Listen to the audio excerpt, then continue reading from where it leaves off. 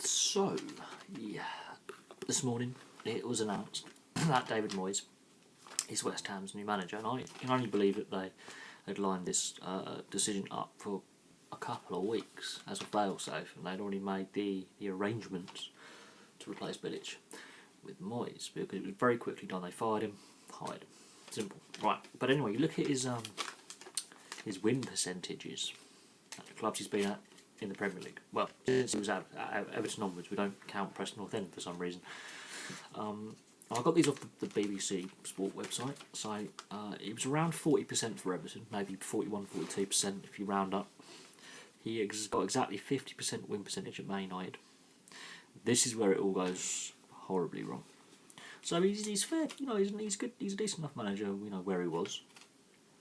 We can debate his tactics and how the whole situation was handled by both Everton and Man United, but anyway, Real Sociedad 27% win percentage. It's just that's pretty poor, and then 17% at Sunderland. Reason why they're relegated. I've got some notes here that I just took off. He's a gritty style of play. That's what you expect. It will grind things out. But Dean Ashton has stated, as an ex-player, he won't inspire the players. They won't be inspired to play for him. They don't want to. I don't think they'll buy into what he has to say. Look at the Sunderland. Plus, I'm looking at these notes that I took down. His recent record in management is, well, shoddy, to say the least. How Moyes... thing is, there was a fans group from West Ham who were contacted by the BBC Sport website, and they said no, they don't want David Moyes as manager. So Sullivan and Gold clearly either have overlooked the fans' response, or they just don't care. David Moyes' win percentage over the last few years is not good. His time at Man United was a disaster.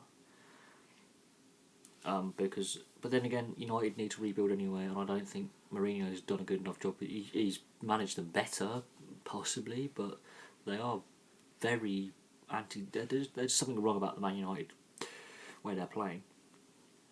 They're not set the world alight. Everton, I think he was overrated at the time he was there. I really do think they overestimated how good he was as a manager, because they never won anything.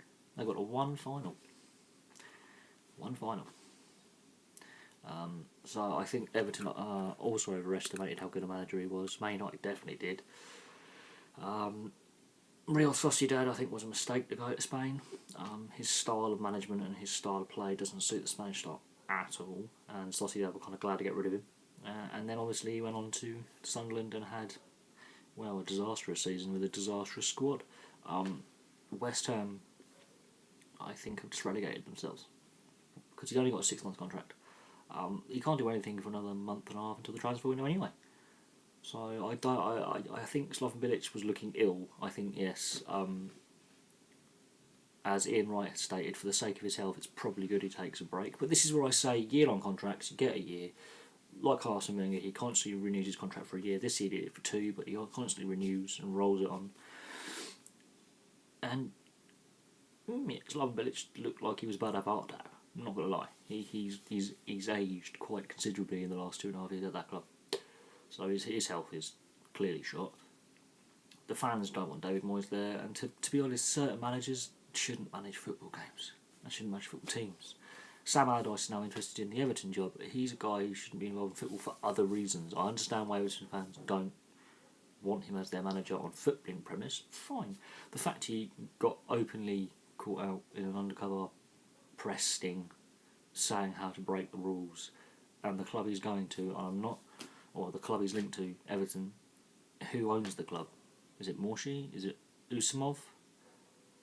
Because it seems they also own shares in Arsenal, which is illegal to have shares in 2 clubs in the same league for conflict of interest. Hence why the Mike Ashley thing at Rangers as well. It could be a conflict of interest if, should Newcastle and Rangers both appear in Europe against each other, there'll be a conflict of interest. So the fit and proper persons test by the FA, again, not working. Great. But that's a side note. That's a similar situation. Everton have got to get the right manager for the club. And I think David Unsworth possibly is the right fit because he knows the team. He knows the young players. He's promoting these players into the first team squad. They performed at the weekend. And he had the bravery to drop Schneiderlin and Sigurdsson for misbehaviour at training. They won the game. So that's one club where they could sort their problems out very quickly. West Ham, they made the wrong appointment completely. David Moyes is definitely not a good manager anymore. I think he peaked at Everton. He made a mistake going to Man United. His tactics don't work. He sets teams up not to lose instead of going out to win, which I think fans just rather, even if their team are losing, they would rather see them try and win rather than not lose. So it's a very, but that's the problem with British managers at the moment. They're setting their teams up not to win. You want to go out to win, not. But I could understand the fans' viewpoint on it. I'm on the fans' side. I think Gold and Sullivan, the owners of West Ham, have completely mishandled this whole situation. The whole Dimitri Payet thing has basically the catalyst for this unravelling of events over the last 10 months. The protracted. It's the same with Diego Costa at Chelsea. That could be the unravelling of events for Conte. So they've mishandled transfers. They've mishandled. Possibly saying to Slaven Bilic, look, we're going to give you a sabbatical for a year and then you can come back because your health. They've mishandled their manager's health by looks of it. They put him on so much pressure, and he clearly needs the break because his health is gone. And Slaven Bilic is a great manager and he was a great player, and I feel very, very, very bad for him. Maybe they should have kept faith for the rest of it. Who knows what would have happened? But the West Ham players themselves are underperforming, so that comes on them. The manager can only set out his tactics and his training regimes and what they do on the training pitch and so much, and then it comes down to the players, and they are just either not listening to what he is saying, which is disrespectful, or they can't quite comprehend what he is saying. And it's not as if Slaven Bilic doesn't speak English. He did spend a lot of time playing here as a player for the club. He's worked with British media at the World Cup and the Euros, so Slaven Bilic has a good grasp of English. It's not as if he doesn't. So I think the whole thing's been badly handled from top to bottom by the club. The fans aren't happy with the move to the Olympic Stadium from Upton Park. They felt some of them feel Upton Park should have been redeveloped, such as Tottenham have done. Others believe they should have stayed completely. The whole club seems to be mismanaged at the moment. I'm going to leave that there, though. I don't want to put a downer on West Ham fans, but David Moyes, you're looking likely to get relegated. I'm sorry. That's my viewpoint. He's not that good a manager. He never was. He was highly overrated at Everton. He was the wrong choice for Man United, and then Real Sociedad pretty much summed up how useless he actually is before he even went to Sunderland. He coached Preston North End rather well in what was then a less competitive version of the Championship and League One. It was. There was less money in the lower leagues at the time. Teams were less skillful. He got a good rep from Preston North End because he was coaching crap players, possibly, or the less competent players. I don't know. But he was bigged up from Preston, he was bigged up from Everton, and it's all gone downhill from there. Anyway, I'm going to leave that there. Thank you very much for watching. Please like and subscribe. Please place your comments below. And yeah, if you are a West Ham fan, I'd like to hear your feedback. And if you're an Everton fan as well, because you're also without a manager at the moment, full time. So I would like to hear your feedback as we go into the international break.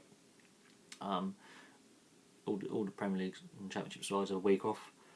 The League One and League Two sides obviously can catch up with once they missed a round of fixtures due to the FA Cup. And that's basically where we're at. Thank you very much for watching. I'll have another video for you later.